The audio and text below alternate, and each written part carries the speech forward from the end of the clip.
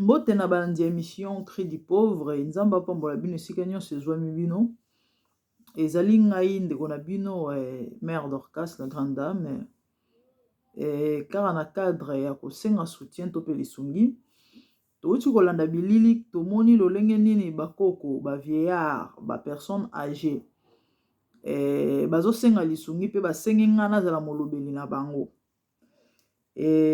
tomoni na bilili ezalaki mwa tour tobetaki na cadre ya kokende ko visiter kaka nde tomesana kosala na ba festival oyo utaki koleka na décembre oyo 2021 tokende ko visiter bakoko tokanisaki bakoko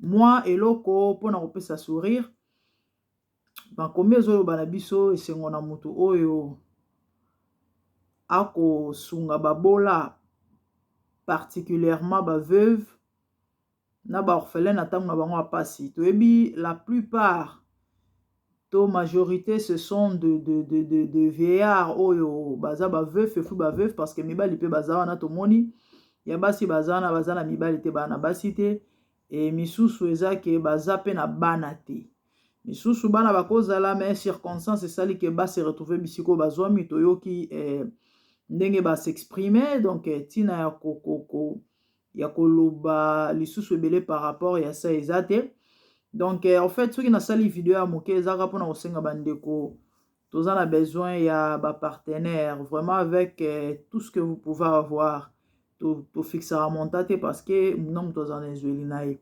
okosenga 10 livres ta mosusu moto apensaki apesa 100 okosenga 100 livres ta mosusu moto aka na 10 yango selon ke motema no ekotutama to ekosepela nyonso okomona nango ekosunga vraiment makasi bien aimé avec un petit 5 livres 2 livres 3 livres ekosomba lipa ekosomba jus ekosomba mai moto ale ata mokolo moko makomi ezoloba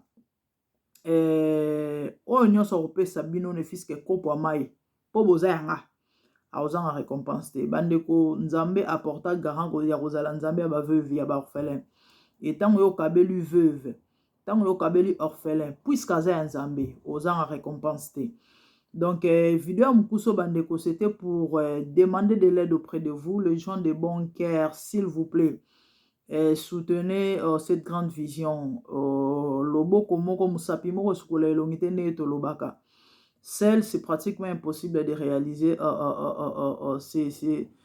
ces grands travail eza vraiment kilo ça pèse donc yango bomoni un moment tokataki ba émission ngo bobande komona bande kozala te pourquoi parce qu'on était vraiment essoufflé tozala na ba partenaire te ya moko ya mawa très rarement moso ba penser bazanga te kokanisa biso nazala na partenaire na moko azala na France maman on a de temps à autre so eleki un mois eleka 2 mois te azanga te ne fiske $40 atindela bana mama sombela bana loso ça fait du bien et c'est la seule partenaire na tikala na ye c'est la seule partenaire na tikala na ye oyo vraiment de temps à autre akanisaka bana oyo et na Londres j'ai une amie oyo vraiment soutenara mingi c'est vrai ata so 18 ans ekosala pe 2 mois 3 mois asali action te mais so abengi en tout cas ezala vraiment quelque chose ya malamu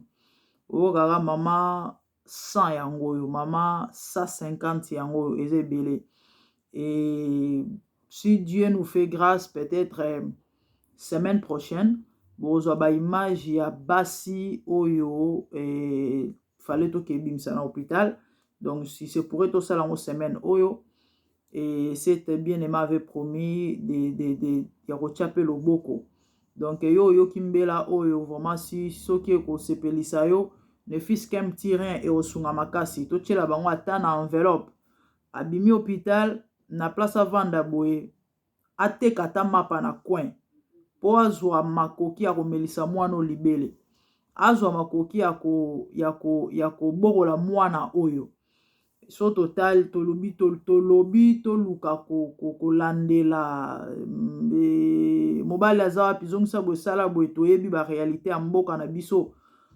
mosusu oyoka mobali asundoli akimaki tel mosusu ta peut-être ka ya césarienne bongo ezalaki te amoni ke ana okoka te tula mwisi azaza donc ndeko avanda ata mosusu 6 mois 1 année 2 ans bandeko batalaka baimage na biso souvent boyebi année passée tobimisa basi na hôpital yayi un enfant asala na ndima te mbala liboso na mona na yoka pete na yebi ka bakanga basi na ba hôpitaux oka moto asali 6 mois 1 année mais mbala liboso na mona na vie nanga mwana sala 4 ans na hôpital 1 an 2 ans 3 ans 4 ans abotami akoli na hôpital abima libanda te asakanaka na kati wana.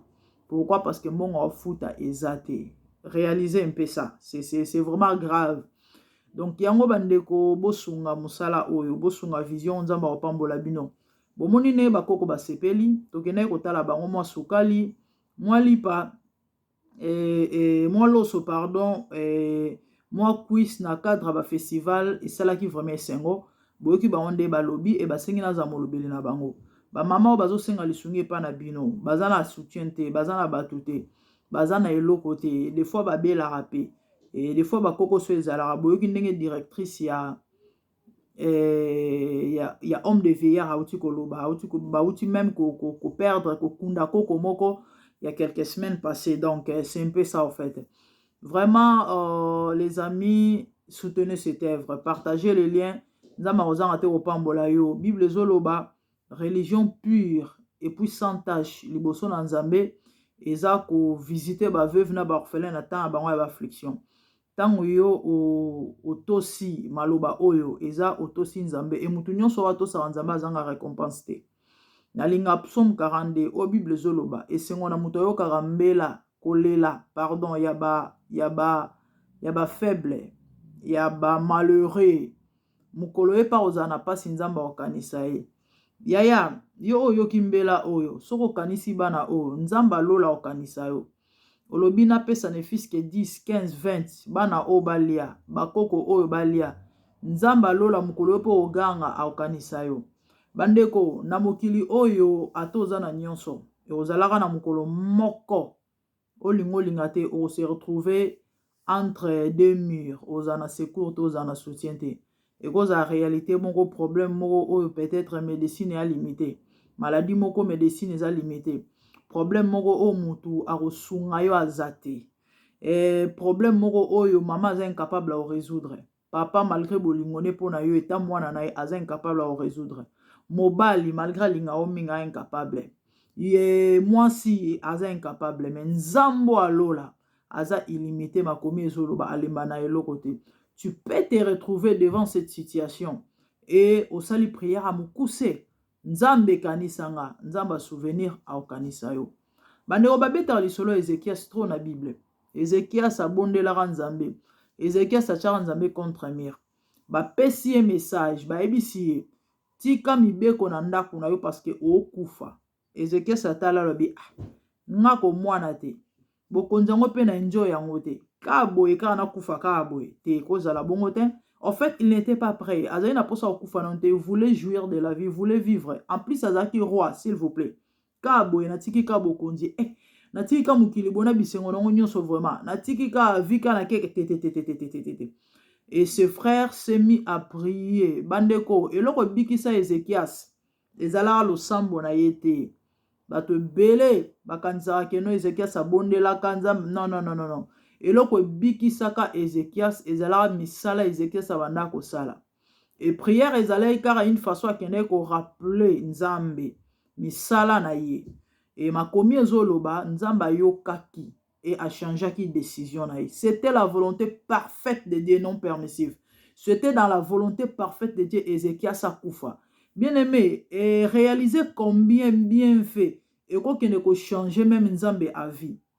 Batouté, volonté à batouté, volonté peut permissive, exacte que Nzambe va permettre car non, esa volonté n'est parfaite à décider à la bongo. Mais bien fait, moko ekei et changer volonté Nzambe, c'est fort ça, c'est possible.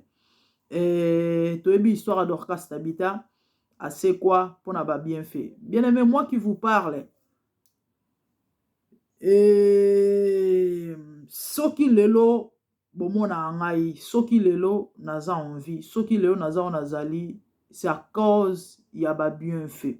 Yango bomona ata so na nango te na sala effort na sa bolamu parce que nzamba souvenir abosa nanga te. Na on se retrouver na réalité na situation moko na yebi que nzamba ko intervenir. On vient de très loin et on a une histoire avec le Seigneur.